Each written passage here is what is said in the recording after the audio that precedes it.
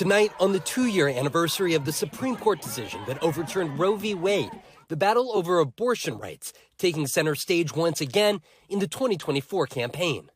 In the case of the stealing of reproductive freedom from the women of America, Donald Trump is guilty.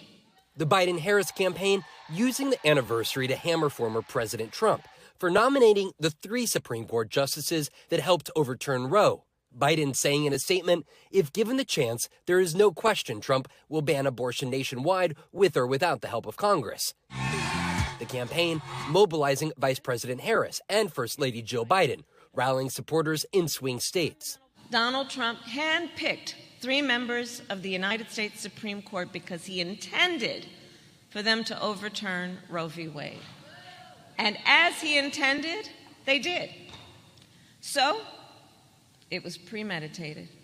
The Biden team also releasing a new ad featuring a woman who says she was denied abortion treatment in Louisiana. He's now a convicted felon. Trump thinks he should not be held accountable for his own criminal actions, but he will let women and doctors be punished. I feel like I have fewer rights in terms of reproductive rights than my grandmother and my mother, who were born in the 40s and 60s. I cannot support a candidate that does not support abortion straight up, fully.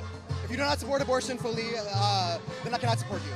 Former President Trump, whose voiced concern that abortion is a liability for Republicans in November, is doing something of a political high-wire act on the issue, taking credit for overturning Roe and saying the states should decide abortion rights, though he is yet to say how he will vote as a Florida resident on that state's ballot measure to ensure abortion access, and has not taken a position on access to abortion medications.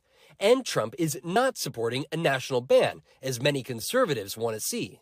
We did something that was amazing. The big problem was it was caught up in the federal government, but the people will decide, and that's the way it should be. Some of us in our group, are torn on Trump. We want a federal abortion ban, and obviously he wouldn't support something like that. But we're hopeful that if he surrounds himself with the right people, and because he has been the most pro-life president, in our lifetime, a lot of us are still supporting him because of that. In the 2 years since the Dobbs decision, which overturned Roe, abortion rights have appeared on the ballot in 7 states and won every time. And data from Planned Parenthood Action Fund shows nearly 28 million women of reproductive age live in states with partial or total bans on abortion, many of which are key swing states in this year's election. When Congress passes a law that restores the reproductive freedoms of Roe, our President Joe Biden will sign it into law. The Biden-Harris campaign hopes to focus on reproductive rights, boost their campaign against Trump, who is leading the president on many other major issues, from the economy to immigration. But recent polls show abortion is the top issue for only 4% of voters. There's more than us than there are of them. The ultimate salience of one of America's most divisive issues now an open question as this year's hotly contested election draws closer.